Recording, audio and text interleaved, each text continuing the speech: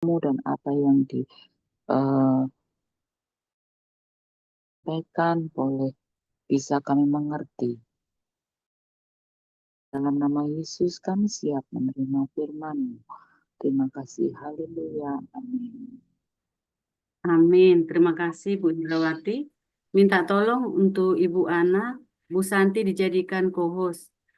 Pembacaan ayat Alkitab hari ini yang pertama Pak Yudi Lesmana, 2 Samuel 16 ayat 1 sampai 23, 2 Samuel 16 ayat 1 sampai 23, Pak Buragil Filemon 1 ayat 1 sampai 25, Filemon 1 ayat 1 sampai 25.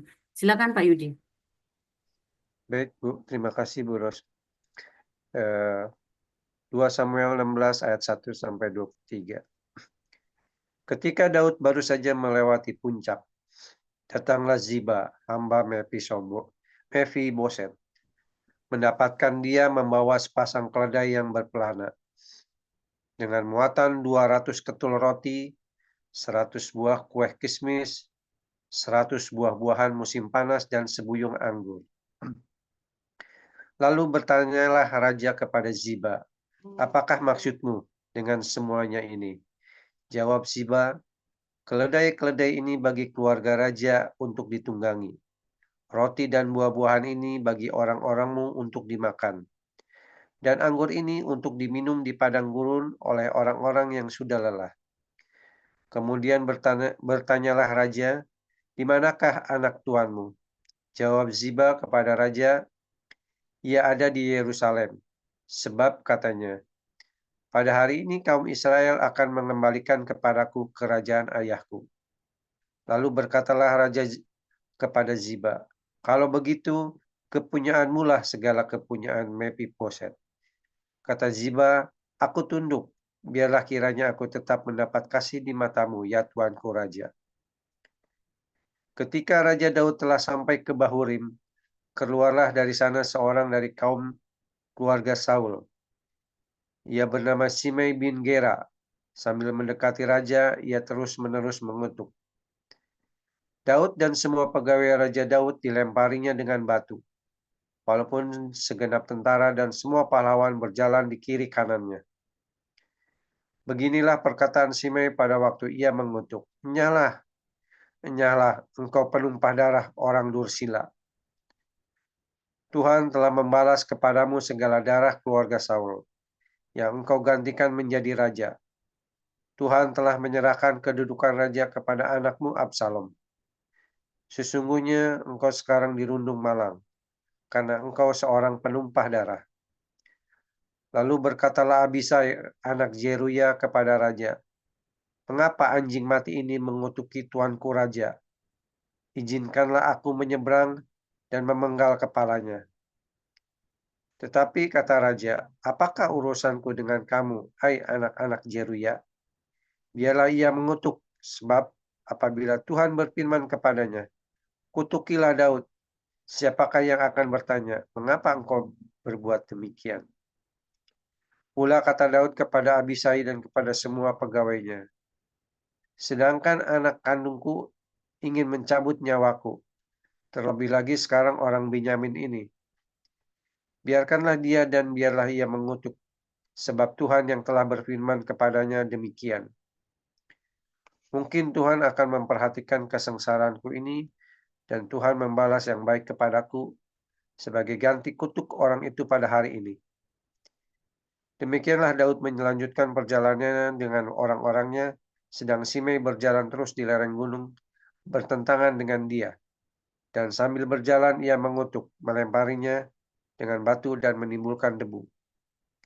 Dengan lelah sampailah raja dan seluruh rakyat yang ada bersama-sama dengan dia ke Yordan.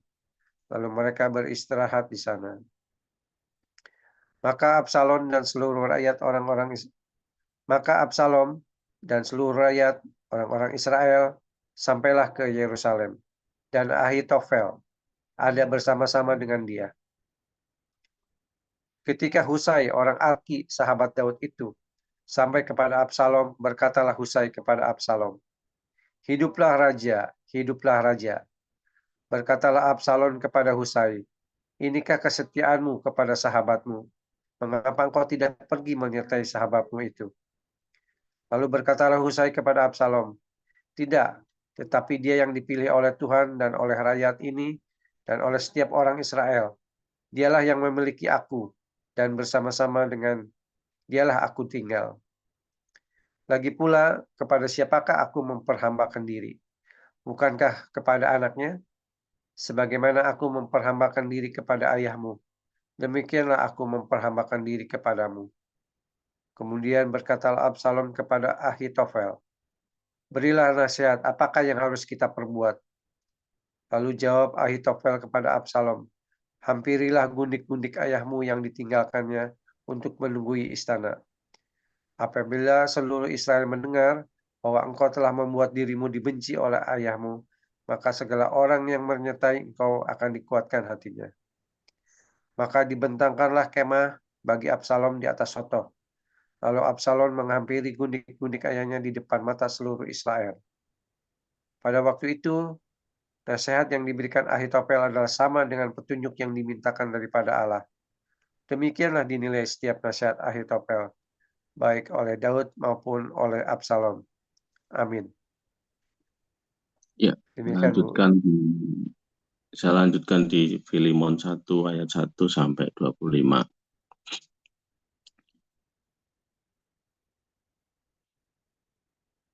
Dari Paulus, seorang hukuman karena Kristus Yesus, dan dari Timotius, saudara kita, kepada Filemon yang kekasih teman sekerja kami, dan kepada Apfia, saudara perempuan kita, dan kepada Akipus, teman seperjuangan kita, dan kepada jemaat di rumahmu. Kasih karunia dan damai sejahtera dari Allah, Bapa kita, dan dari Tuhan Yesus Kristus menyertai kamu. Aku mengucap syukur kepada Allahku setiap kali aku mengingat engkau dalam doaku, karena aku mendengar tentang kasih-Mu kepada semua orang kudus dan tentang imanmu kepada Tuhan Yesus. Dan aku berdoa agar persekutuanmu di dalam iman turut mengerjakan pengetahuan akan yang baik di antara kita untuk Kristus. Dari kasih-Mu sudah kuperoleh kegembiraan besar dan kekuatan, sebab hati orang-orang kudus telah Kau hiburkan, saudaraku. Karena itu, sekalipun di dalam Kristus aku mempunyai kebebasan penuh untuk memerintahkan kepadamu apa yang harus engkau lakukan. Tetapi mengingat kasih-Mu itu, lebih baik aku memintanya daripadamu. Aku, Paulus, yang sudah menjadi tua, lagi pula sekarang dipenjarakan karena Kristus Yesus, mengajukan permintaan kepadamu mengenai anakku yang kudapat selagi aku dalam penjara, yakni Onesimus. Dahulu memang tidak berguna bagimu, tetapi sekarang sangat berguna baik bagimu maupun bagiku. Dia aku suruh kembali kepadamu, dia yaitu buah hatiku. Sebenarnya aku mau menahan dia di sini sebagai gantimu, untuk melayani aku selama aku di penjara karena Injil. Tetapi tanpa persetujuanmu aku tidak mau berbuat sesuatu, supaya yang baik itu jangan engkau lakukan seolah-olah dengan paksa, melainkan dengan sukarela.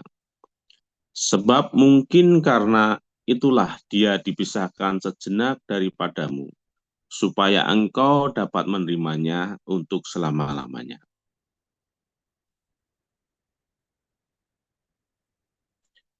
Bukan lagi sebagai hamba, melainkan lebih daripada hamba, yaitu sebagai saudara yang kekasih bagiku.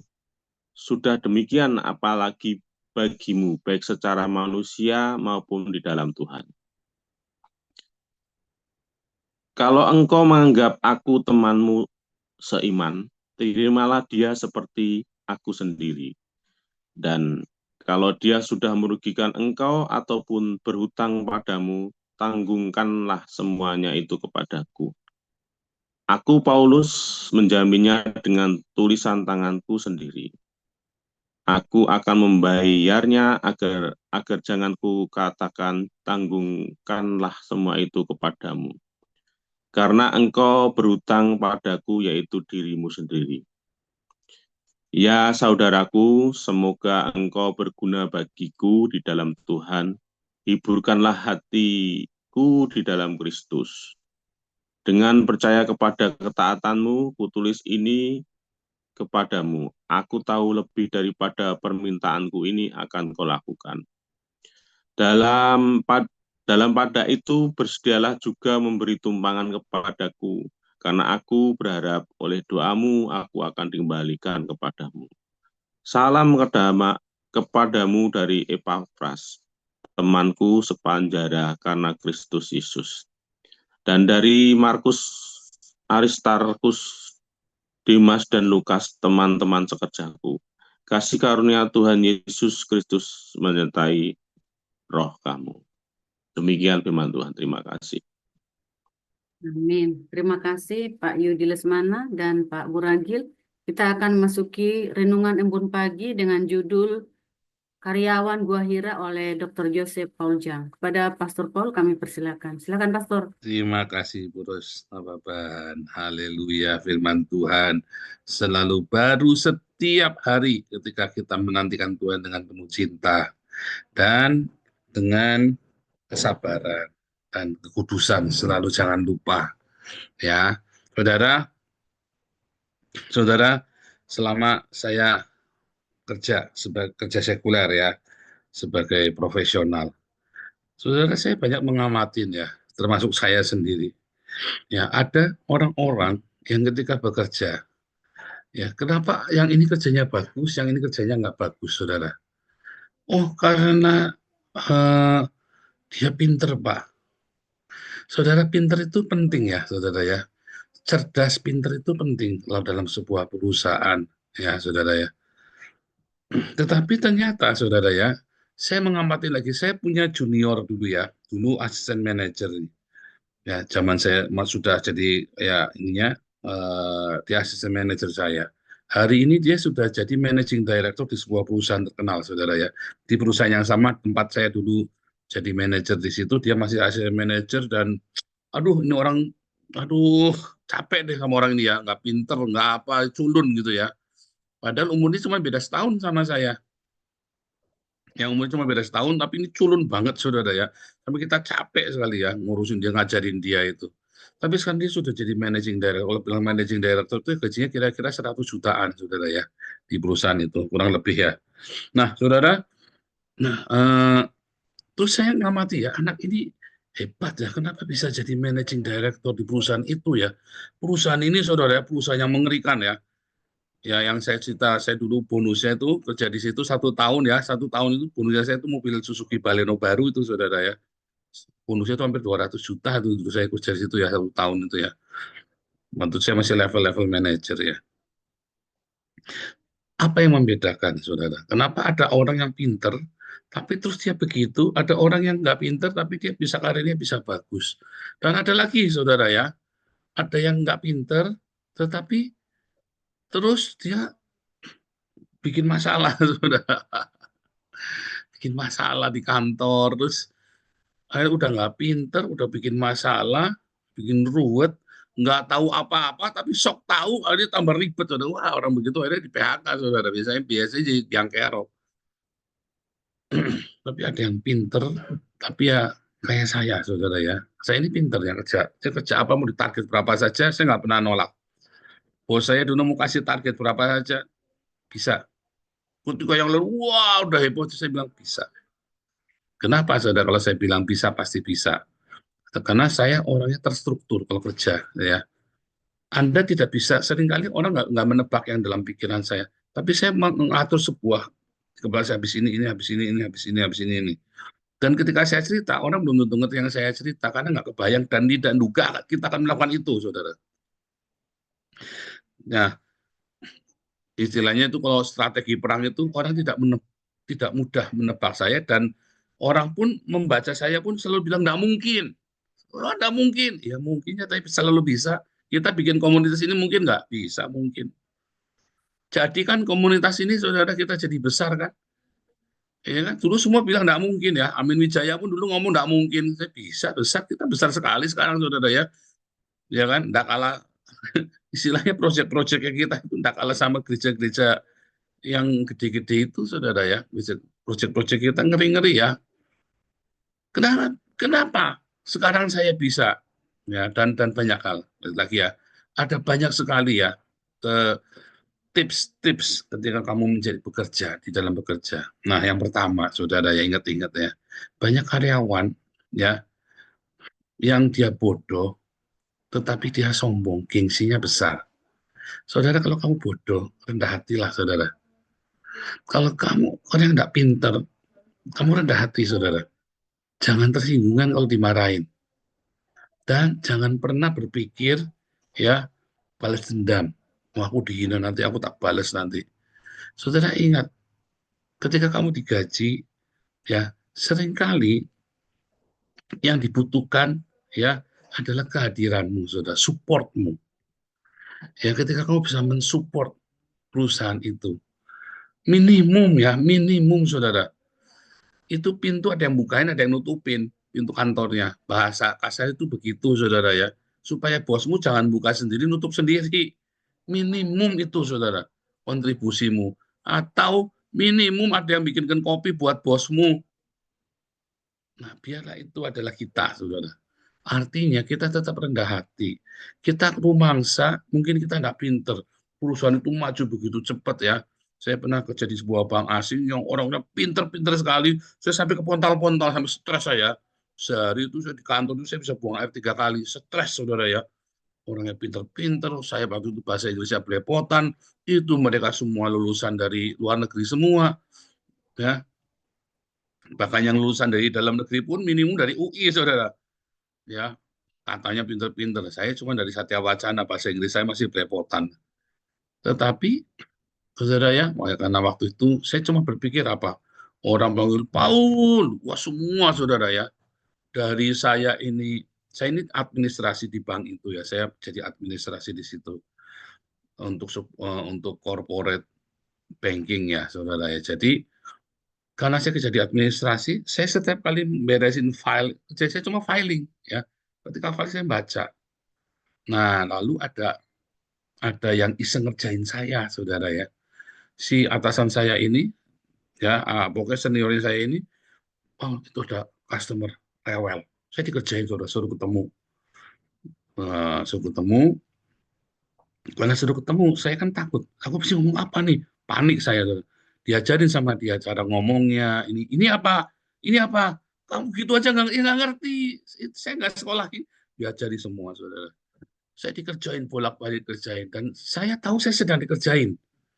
Tetapi dalam pikiran saya, ketika kamu ngerjain saya belajar dari kamu. Karena waktu itu saya rendah hati, saudara. Dan saya tahu saya sedang merendahkan hati. Sehingga semua orang bilang, goblok kamu lain kali jangan mau. Kamu lagi dikerjain. Saya bilang, nggak apa-apa, aku belajar. Semua orang pada heran. Sama, nanti ada lagi ya, ada dari atasan saya yang lain, senior saya yang lain. Ngerjain, ini kamu belajar ini nih, saham. Dia diajarin, saudara ya, kamu nanti bilang sama orang itu caranya seperti ini. Terus saya ngomong seperti itu, wah belepotan ya. Saya cuma pokoknya ingat intinya sama ujungnya. Akhirnya saya belajar beneran itu. Ya forex, saham, trading, ekspor impor, gara-gara dikerjain. Dan saya berkata, nggak apa-apa, aku belajar. Saudara, banyak orang ketika kita masuk dalam komunitas baru, lalu kamu merasa sok pinter. Karena padahal sebenarnya kamu tahu kamu tidak ngerti apa-apa, tapi kamu merasa pinter, saudara. Kamu gengsi, kamu malu kalau ketahuan kamu nggak bisa apa-apa, bener nggak? Banyak orang yang sistem pertahanan psikologisnya, ketika masuk dalam satu komunitas, kamu nggak bisa apa-apa, pede aja lagi, rasanya udah bisa semua. Kalau ketahuan nggak bisa gimana? Ya pokoknya ngeyel, menang ngeyel. Salah, saudara. Salah. Kalau masuk dalam satu komunitas kamu memang nggak ngerti, bilang aja nggak ngerti, dikerjain nggak apa-apa. Kalau kelewatan berarti itu bukan komunitasmu, saudara. Tetapi kamu jalanin saja. Kalau kamu masuk dalam pekerjaan, dalam kantor, ya nikmati saja saudara. Apalagi itu suasana baru buat kamu. Kan ada masa probation 3 bulan sampai 6 bulan, bahkan sampai setahun.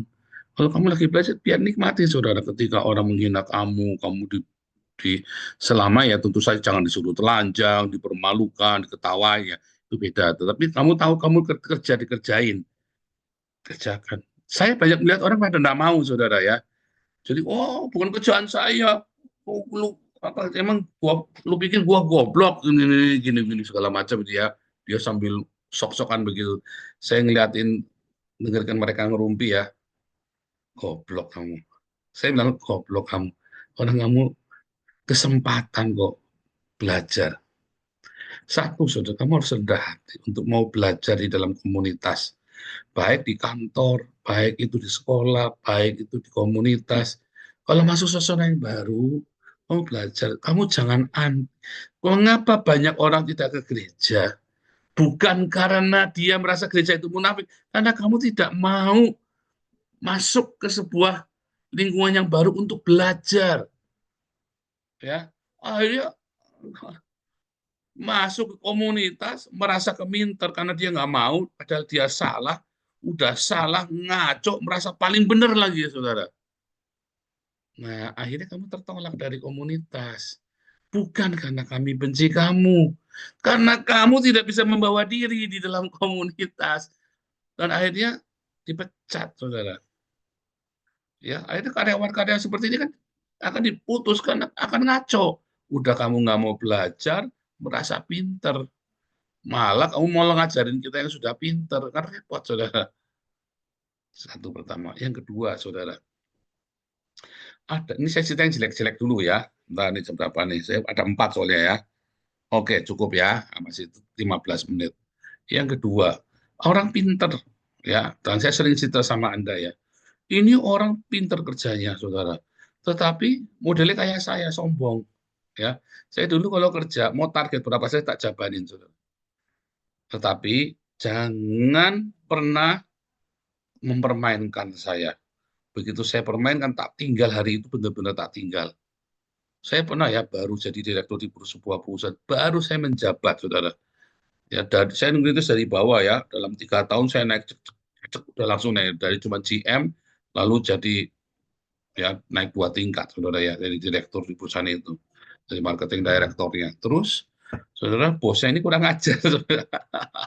Bosnya ini nih merasa dulu jualan dia sampai kampanye pakai celana pendek, pokoknya mempermalukan diri sendiri, barangnya nggak laku, saudara. Begitu saya pegang bos, cara kerjanya salah, tak ajari ya.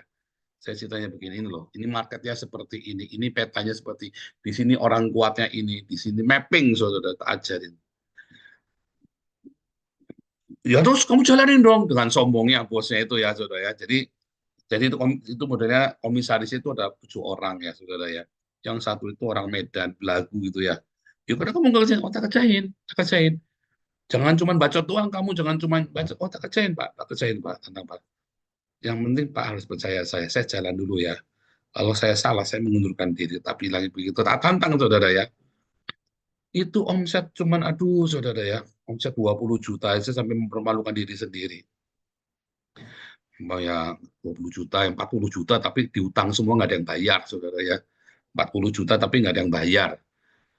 Tak pegang saya, saudara. Set, langsung miliaran, saudara, omsetnya, saudara ya. Ya karena cara kerjanya salah. Kerjanya saya, kamu ini ada setiap daerah itu ada orang kuatnya, tak datangin satu-satu, saudara. Jadi dalam 1 tahun itu, saya di rumah cuma 10 hari. Ya, 1 bulan itu cuma 10 hari, yang 20 hari itu saya di pesawat, saudara. Saya turun di sini, besoknya saya sudah pergi ke kota lain naik pesawat. Tiap hari saya naik pesawat itu ya, saudara ya, sampai bau awan badannya itu ya. Naik pesawat itu bau awan itu kayak apa sih? Tak kerjain, saudara. Tapi suatu ketika, saudara ya, kita lagi diskusi, tiba-tiba bos ini, saya mau bikin begini, mau dirubah. Saya sudah janji, saudara ya. Saya sudah janji sama orang, mau dirubah sama sini. Saya ngomong, Pak, jangan gitu, Pak. Nanti saya yang malu, Pak. Begini. Oh, kamu kan harus begini. Tak balik mejanya, saudara. Tak banting. Kurang ajar, Pak. Kamu, nah itu nggak boleh, saudara. Kalau saya merasa berjasa. Kalau nggak ada saya, perusahaan ini nggak bisa apa-apa. Kamu jualan aja, ambil pakai celana pendek, kamu ya jualan celana pendek kamu di mall sampai mempermalukan diri nggak laku. Rasanya saya itu sudah berjasa buat perusahaan, saudara. Nah itu nggak boleh. Merasa berjasa sama perusahaan itu nggak boleh, saudara. Walaupun memang tanpa kamu perusahaan itu tidak akan maju. Tapi perasaan itu salah, saudara. Karena apa? Karena kamu digaji sama perusahaan. Karena kamu sudah digaji. Gajimu itulah upah dari jasamu dan perusahaan berharap kamu melakukan lebih dari itu. Jadi kalau kamu jadi karyawan, terus kamu merasa berjasa, kamu dosa, saudara, sama bosmu, saudara. Kamu kurang ajar. Apalagi kayak saya balik meja ya, saudara ya. Saking saya kalap gitu, dia mau ngerubah, saya sudah mutusin di lapang, mau dirubah keputusannya. Karena dia kan mau supaya saya itu dijatuhkan, dia itu yang pegang kendali. Nah, itu biasa. Ya terima saja, saudara. Terima. Karena bos itu membutuhkan kamu angkat dia. Bos saya bukan penjilat, bos saya itu masalah menjilat. Bos itu butuh merasa aman. Dari mana tahu kalau kamu tidak akan berkhianat? Ya dia harus percaya, nggak bisa, saudara. Kamu harus percaya sama bos, bukan dia yang ngasih makan kamu. Anda harus ingat-ingat tuh, ya saudara. Tuhan mengajarkan kepada kita, lakukanlah segala sesuatu. Ya, seperti kamu melakukannya untuk Tuhan, bukan untuk dia loh. Untuk Tuhan, saudara. Sekalipun kamu tahu itu bosmu salah dan akan membawa kehancuran. Tapi itu bos, itu yang punya uang, itu yang punya barang. Kamu boleh berdebat, kamu boleh di situ berdebat dengan keras. Tapi keputusan tetap sama dia dan kamu tidak boleh sampai mempermalukan dia. Dan tidak boleh kamu, apalagi itu tadi ya, kamu merasa berjasa, apalagi sampai mempermalukan. Waktu tetap permalukan benar ya. Singkat cerita, akhirnya saya mengundurkan diri dari situ. Nah, dan saya sering begitu ya, Jadi kalau saya kan suka bikin yang aneh-aneh, saudara ya. Cara saya bikin itu suka aneh, ngelawan arus. Dan itu selalu sukses, saudara. Orang seringkali tidak mengerti yang saya lakukan. Enggak mungkin. Mungkin. Ya kayak hari inilah, yang kita lakukan banyak yang aneh-aneh kan mungkin semua, kan terjadi semua. Ya itu kebiasaan. Cuman dulu saya sombong, kali ini ketika orang mencaci maki saya diam.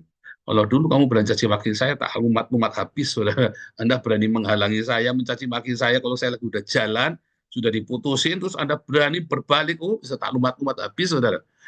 Nah, sekarang saya sudah mengerti, nggak boleh.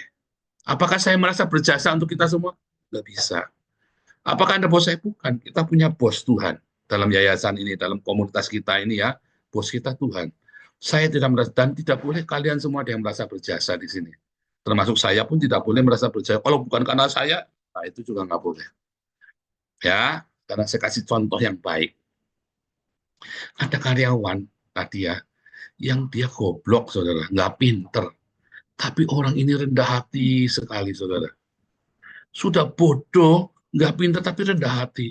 Siap, oke Pak, oke Pak, oke Pak. Kayak anak buah saya, asisten manajer yang sekarang sudah jadi managing director di perusahaan terkenal. Kalau saya sebut, Anda tahu, dan Anda akan, hebat ya, gede banget itu perusahaan.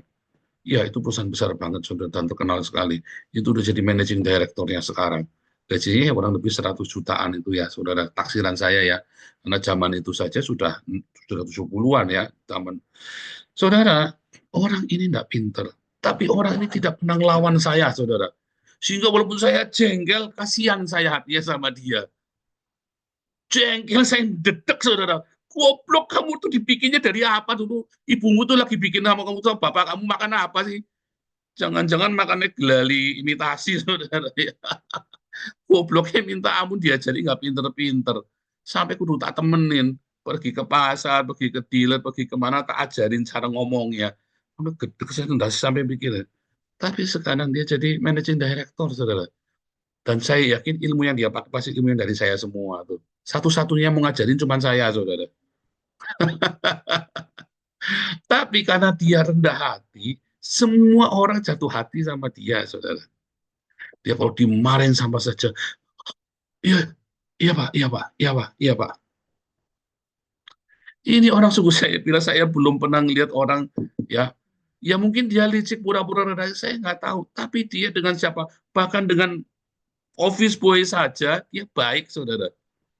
Dengan office boy saja dia ngajeni, semua diajeni semua. Saya bilang, kamu nih goblok tapi masih ngurusin orang lain. Urus badanmu sendiri. Saya bilang begitu ya. Dan kita semua suka jengkel ya. Tapi orang ini memang baik, orang ini memang rendah hati. Dan orang-orang seperti ini yang biasanya survive dalam sebuah perusahaan. Dan biasanya dia yang cepat naik. Mungkin naiknya agak lama, tapi pasti dia survive dan dia pasti dia naik. Nggak mungkin orang goblok tiap hari ngelihat terus goblok terus, nggak mungkin, saudara. Pasti ada pinternya. Nah, makanya kita belajar tetap rendah hati dalam komunitas. Kalau kamu memang nggak bisa, nggak apa-apa, terima. Mungkin kamu seakan-akan dikucilkan, nggak apa-apa, survive aja di situ. Termasuk kalau lagi pacaran, mungkin kamu nemenin pacaran, kamu selalu keduluan orang terus, tapi kamu selalu jadi temannya setia. Teman saya ada ya, saya punya dulu sales manager dulu ya, saya dulu kepala cabang waktu di Palembang. Sales manager saya itu botak, jelek, hitam, cerumut lagi, saudara ya. Kacamatanya kayak patah botol, saudara. Isinya cantik, saudara ya, orang Tionghoa cantik. Kita semua sampai heran, Mas, kok kamu bisa dapat isi cantik begitu tuh, Mas? Kita tuh sambil ketawa-ketawa karena memang ini orang udah botak, jelek, semuanya udah menjadi isinya cantik. Hehehe. Soalnya Pak Paul, ya gimana ya, terus naning jalaran loko liane. Dia sudah 3 kali pacaran tak temenin terus gagal. Akhirnya ke saya juga yang terakhir. Nangisnya kan sepacaran pertama putus, nangisnya sama saya. Kedua putus, nangisnya sama saya. Ketiga putus, nangisnya sama lagi. Keempat, Dek pacaran sama aku aja, Dek. Jadilah dia sama itu, saudara. Cantik itu, saudara ya. Nah itu, saudara ya. Kamu nggak perlu pinter, kamu nggak perlu jago. Yang penting kamu rendah hati dan kamu selalu siap sedia, selalu ada ketika bos membutuhkanmu, ketika atasanmu, manajermu, kepala cabang, ketika atasanmu membutuhkanmu, kamu selalu ada di situ. Jangan orang ngincer kemana kamu ikut-ikutan ngelimpe, saudara. Kamu kalau rumah goblok, kamu harus selalu standby di perusahaan itu. Cari muka, Pak. Bukan masalah cari muka. Menjilat, Pak. Kamu pikir menjilat gampang? Coba kamu tuh jilat tuh bosmu tiap hari. Jilat. Kalau kamu sanggup, saudara, hebat kamu, saudara. Jilat itu kamu pikir bukan pekerjaan. Kalau anak buahmu itu semua tukang ngamukan semua, yang suka ngantem kamu, saya emang nggak mau, saudara. Mendingan saya punya anak buah 10, yang jilat 5, saudara. Yang 5 yang bisa kerja. Atau yang bisa kerja 3 saja, yang 7 jilat, saudara. Supaya yang 3 ini ditekan sama yang jilat, saudara. Ya maaf, saudara. Capek, saudara. Anak buahmu itu ngamukan semua. Ya, wah, kamu ribet kamu. Mau kerja kok menjilat, Pak? Ya coba saja. Kamu sepintar apapun, kamu ngelawan atasanmu terus, nggak akan sukses, saudara. Tak jamin nggak akan sukses. Tetapi kamu kerjaan jilat terus, ya kamu juga tidak akan lama. Kalau kamu nggak pinter. Jangan bangga kalau kamu hebat, tapi kamu tidak bisa rendah hati. Menjilat, Pak, ya bukan masalah menjilat. Ya, itu bukan menjilat, saudara. Itu namanya rendah hati. Apa bedanya menjilat dengan rendah hati?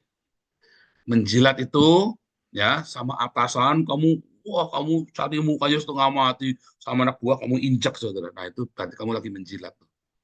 Tapi kalau kamu rendah hati, kayak teman saya yang asisten manajer jadi managing director ya, sama office boy saja dia baik, saudara. Itu namanya rendah hati. Sama yang di bawah dia nggak nginjak, sama yang di atas dia tidak gigit.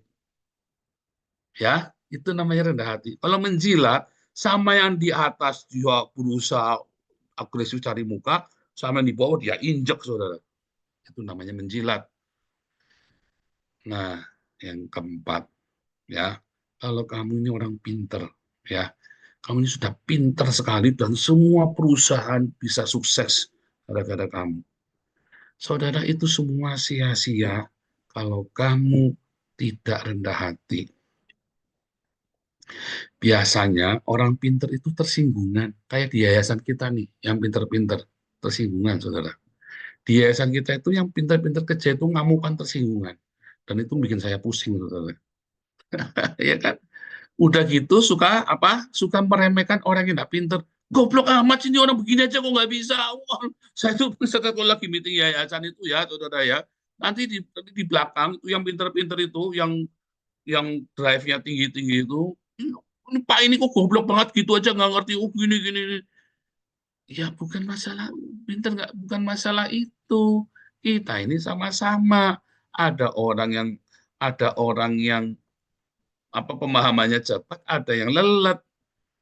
Nah, masalahnya yang pinter-pinter ini merasa diganggu sama yang tidak pinter.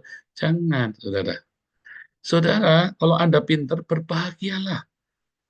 Ya, anak-anak saya kan rajin ya, rajin sekolah, rajin kerja, rajin belajar, disiplin.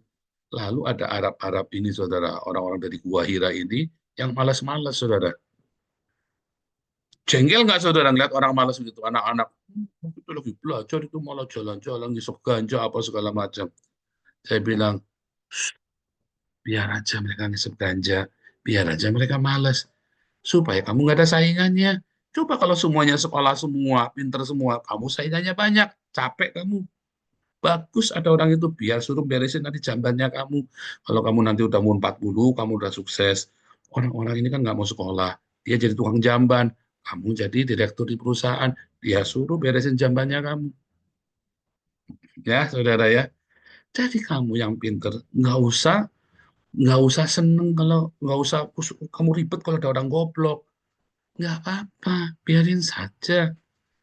Mau diajarin kamu ajarin, nggak mau ajarin, terima kasih Tuhan. Engkau sediakan orang bodoh, orang malas, orang yang ganggu, orang yang begini, orang begitu, sehingga saya bisa hidupnya enak, dan mereka yang malas-malas suruh bersihin sampahnya saya. Betul, saudara? Bersyukurlah. Ya.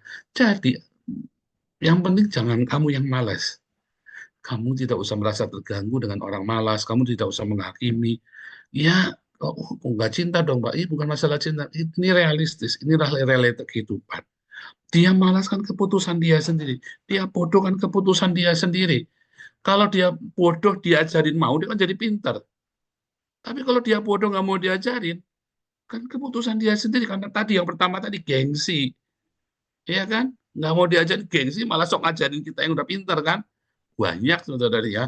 Kamu goblok, tolol masih ngajarin saya. Kadang-kadang deg-deg hati kita ya. Tapi kadang saya langsung ingat, terima kasih Tuhan. Ada orang-orang yang kayak yang stupid yang begini rupa dom begini, sehingga hidup saya jadi lebih baik kan. Saudara, kenapa saya jadi kelihatan orang baik, saudara? Karena ada orang-orang yang jahat kan. Aslinya saya baik nggak? Enggak. Aslinya sih tidak baik. Karena ada orang yang lebih jahat dari saya, rakus donasi, ya sehingga saya kelihatannya baik. Ya, saudara ya. Bersyukurlah ada orang yang nggak baik, kamu jadi kelihatan baik, saudara. Tuhan Yesus memberkati.